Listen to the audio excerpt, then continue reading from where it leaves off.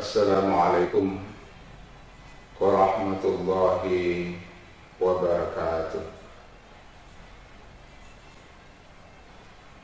Alhamdulillahilladzi hadana lihadza wa ma kunna linahtadiya laula an hadana Allah.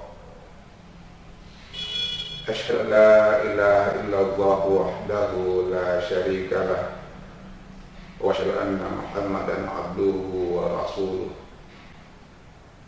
Allahumma salli wa sallim wa barik ala sayyidina Muhammad wa ala alihi wa sahbihi ajma'in. Pemirsa Lembang Tanadoan TV yang sama-sama berbahagia, beberapa hari ke depan kita akan memasuki Hari Raya Idul Fitri.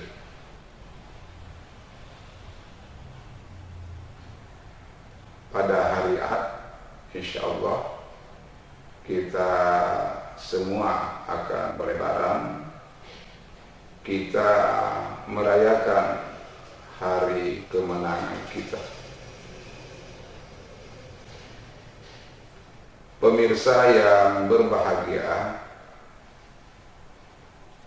di dalam salah satu hadisnya Nabi SAW menyebutkan bahwa perang yang paling besar itu adalah perang melawan hawa nafsu. Jihad yang sesungguhnya, kata Nabi, adalah perang melawan hawa nafsu. Hawa nafsu atau keinginan diri sendiri cenderung mengajak manusia ke arah keburukan. Oleh karena itu harus diperangi, harus dikendalikan.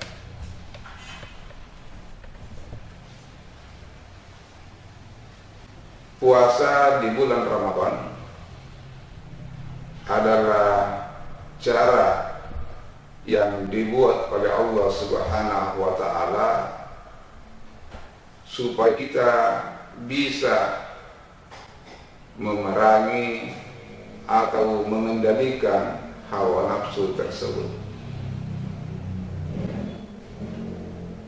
Kalau Allah yang membuat aturan, Allah yang membuat metode, Allah yang membuat cara atau sarana, maka pasti sarana atau metode yang dibuat oleh Allah tersebut adalah metode yang paling tepat, metode yang pasti benar, metode yang pasti cocok. Ampai kareng Allah Ta'ala buat cara, maka pasti bagi, pasti ngabana, dan pasti cocok untuk kita semua.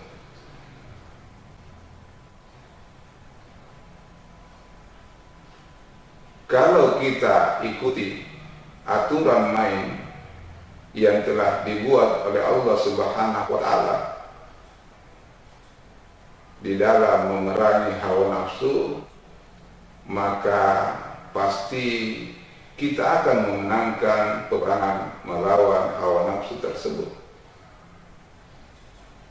pasikonjo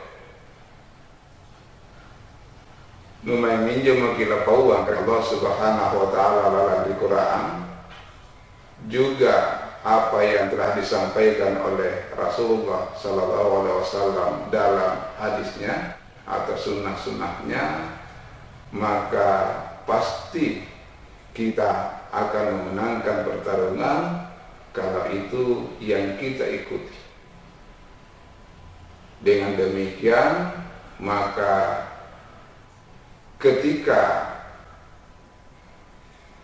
selesai Ramadan, pastinya bisa kita rayakan hari kemenangan. Kita merayakan kegembiraan itu dengan beridul fitri.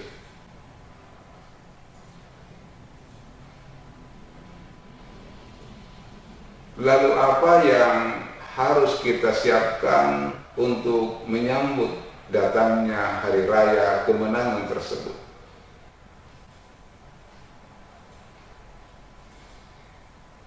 Pemirsa yang berbahagia, di dalam Al-Quran pada surah Al-Imran ayat yang ke-134, Allah Subhanahu wa ta'ala berfirman, A'udzu billahi minasyaitonir rajim. Bismillahirrahmanirrahim. Alladzina yunfiquna fis sarra'i wad-dharra'i wal kadhiminal ghaidh wal 'afina 'anil nas wallahu yuhibbul muhsinin. Ayat yang ke-134 dari surah Al-Imran ini di dalam konteks memaafkan kesalahan orang yang berbuat salah terhadap diri kita, maka ayat ini menyebutkan ada 3 tingkatan, ada 3 kelas, atau ada 3 jenjang manusia di dalam menyikapi orang yang berbuat kesalahan terhadap dirinya.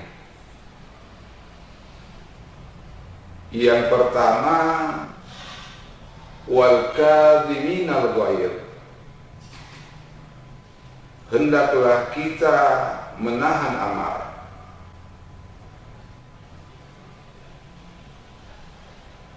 Antari tulada ayat.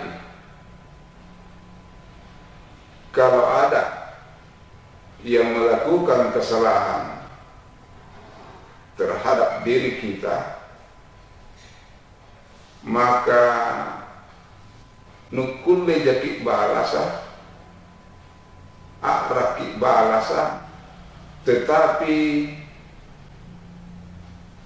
kulle ritahanan untuk geleki la balasa.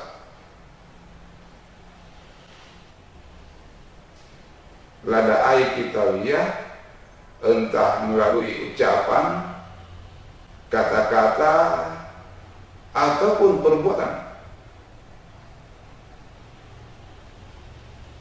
Pada dasarnya dite nukul dikilak balasa,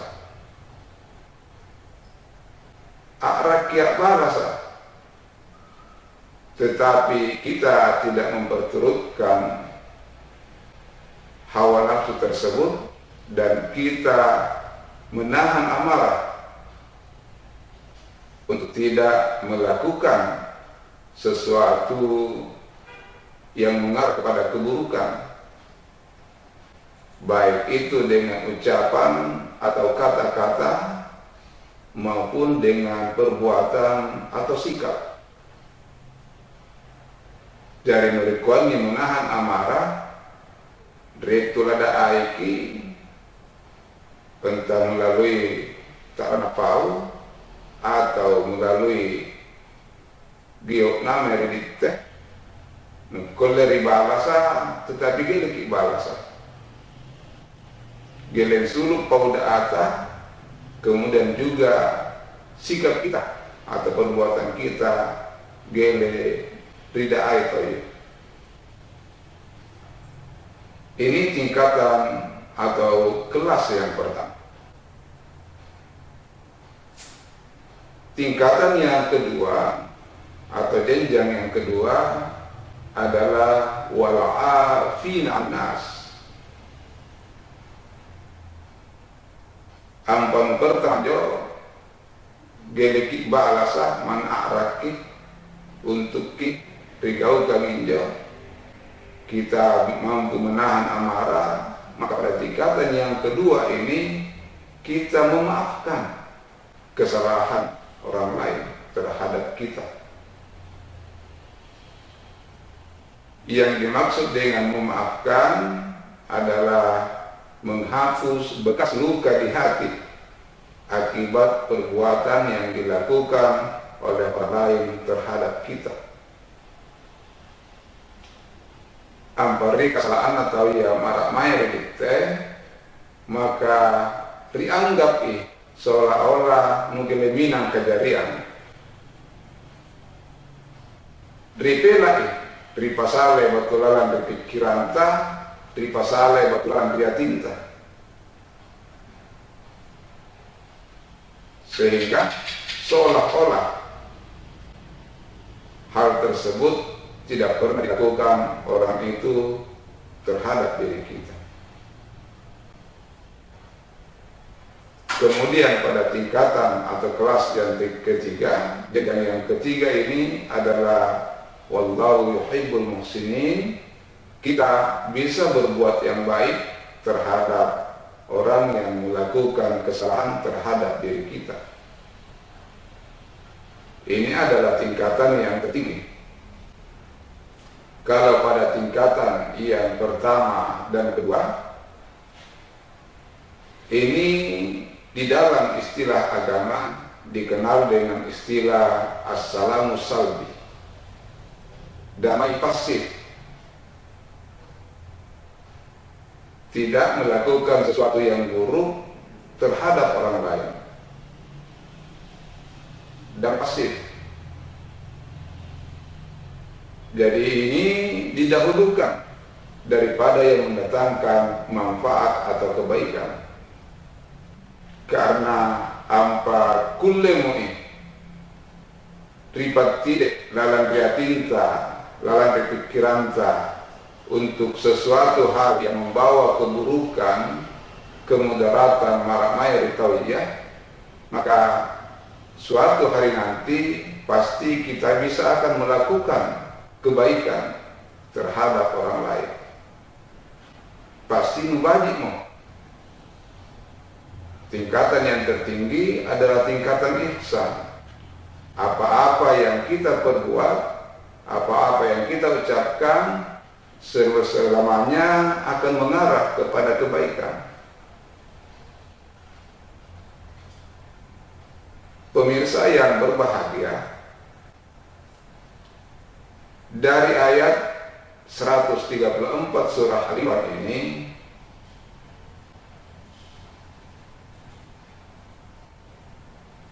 mengajak kita untuk mempersiapkan diri dalam menyambut hari raya kemenangan atau hari raya Idul Fitri, adalah kesiapan kita untuk memaafkan kesalahan orang lain. Inilah ripasa dia untuk beridul fitri, untuk para pasan tasawuf. Lapang dada atau jiwa yang lapang itu harus dipersiapkan supaya kesalahan orang lain bisa kita maafkan.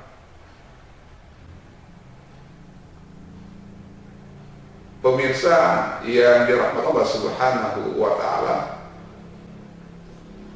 ketika beridul fitri,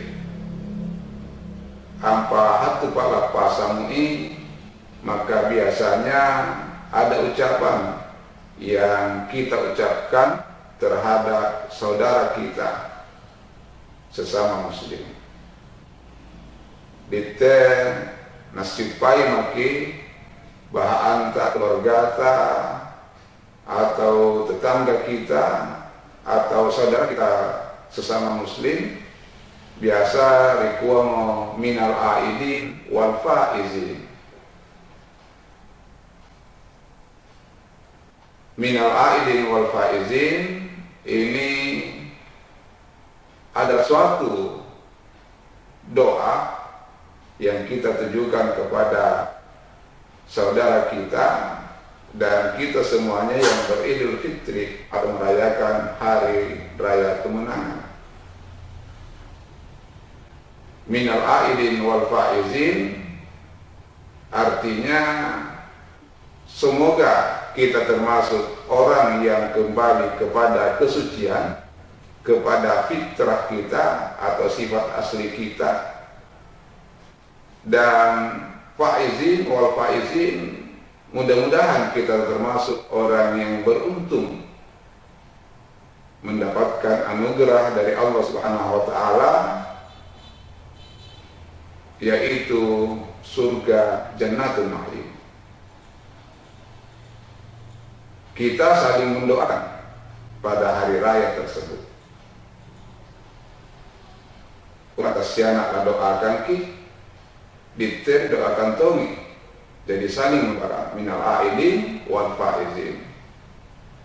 Mudah-mudahan kita semuanya termasuk orang yang suci bersih, sebagaimana bayi yang baru dilahirkan, dan kita semuanya termasuk orang-orang yang mendapat keberuntungan dimasukkan atau mendapatkan surga Jannatul Ma'lim. Apa syarat untuk mendapatkan anugerah tersebut? Allah Subhanahu wa taala pada surah An-Nur, surah yang ke-24 pada ayat yang ke-22, Allah menyebutkan fa'fu wasfahu,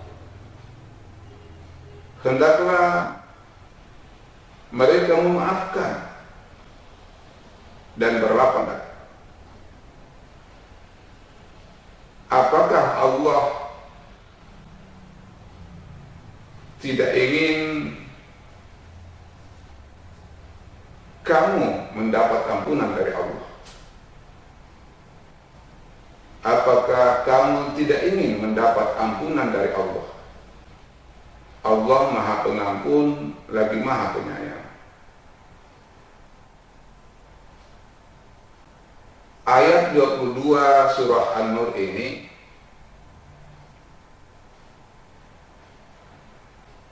berbicara tentang suatu kejadian yang menimpa putri dari Abu Bakar As-Siddiq radhiyallahu anhu,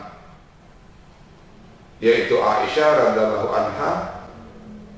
Dia juga adalah istri Nabi kita, Nabi Muhammad sallallahu alaihi wasallam.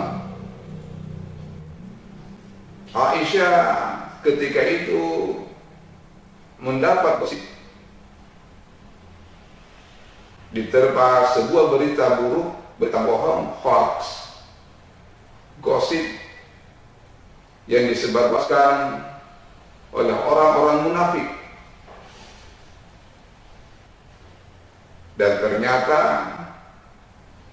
ada salah seorang yang ikut menyebarluaskan berita bohong tersebut atau gosip itu, dan ternyata dia ini diberi biaya hidupnya oleh Abu Bakar radhiyallahu anhu. Sehingga ketika Abu Bakar mengetahui hal tersebut, maka beliau bersumpah tidak akan lagi memberikan bantuan kepada orang ini. Mistah adalah orang yang dibantu atau dibiayai hidupnya oleh Abu Bakar As-Siddiq radhiyallahu anhu. Dia mungkin tidak menyadari bahwa apa yang dilakukannya adalah suatu kesalahan karena ikut menyebabkan gosip tentang Aisyah radhiyallahu anha. Tetapi sikap Abu Bakar yang bersumpah tidak akan lagi memberikan bantuan kepada Mistah, ini ditegur Allah Subhanahu wa taala melalui ayat 22 surah An-Nur tersebut. Falyafu wal yasfahu. Ketika Nabi sallallahu alaihi wasallam membacakan ayat ini kepada Abu Bakar Siddiq radhiyallahu anhu, apakah kamu tidak ingin diampuni Allah Subhanahu wa taala? Allah Maha Pengampun lagi Maha Penyayang. Ketika Abu Bakar mendengar ayat ini dibacakan oleh Nabi sallallahu alaihi wasallam, maka seketika itu pula Abu Bakar membatalkan sumpahnya untuk tidak menafkahi atau memberikan biaya hidup kepada Mistah ini.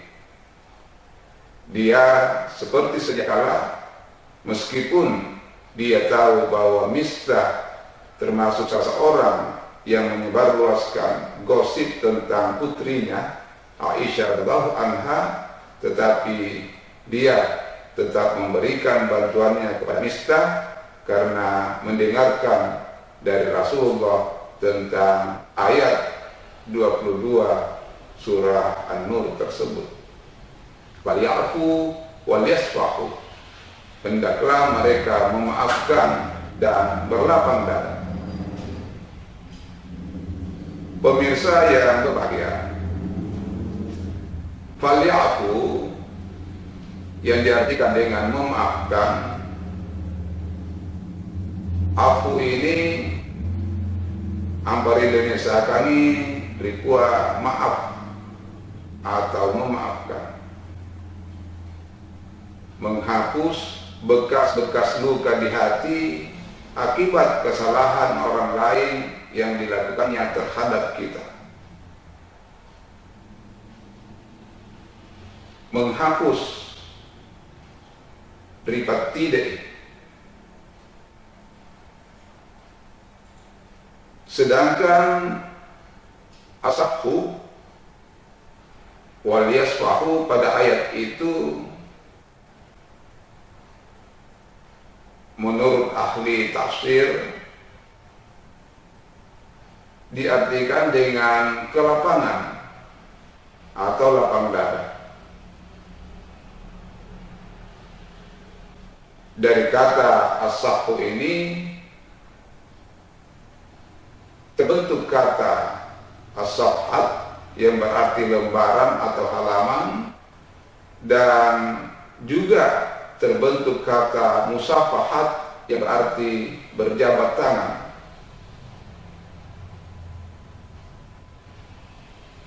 Salah seorang ahli tafsir yang bernama Ar-Raghib Al-Isfahani, beliau ketika menafsirkan ayat 22 surah An-Nur tersebut memberikan penjelasan bahwa as-safhu lebih tinggi tingkatannya dibandingkan dengan al-afu, memaafkan. Menurut beliau, as-safhu kelapangan jiwa atau kelapangan dada kita ini harus ditandai dengan jabat tangan, al-musafahat. Ketika kita memaafkan orang lain,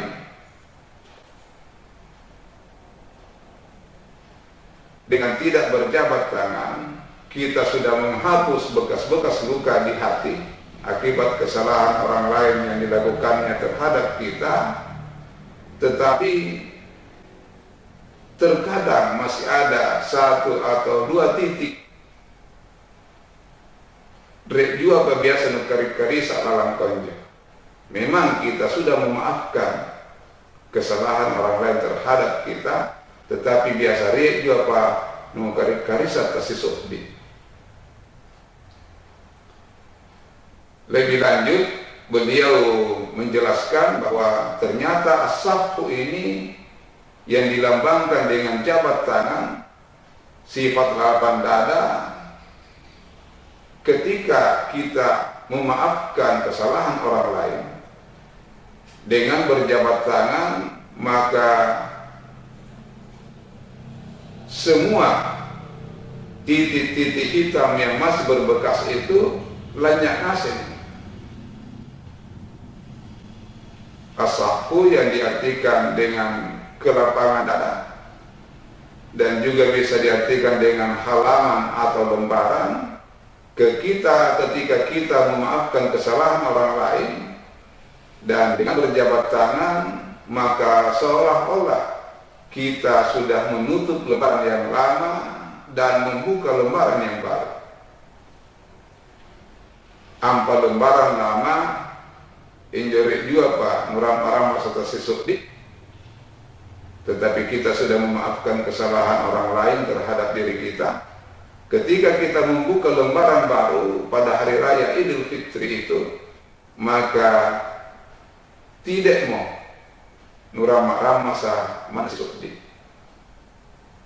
Semuanya sudah tidak ada karena lembaran baru.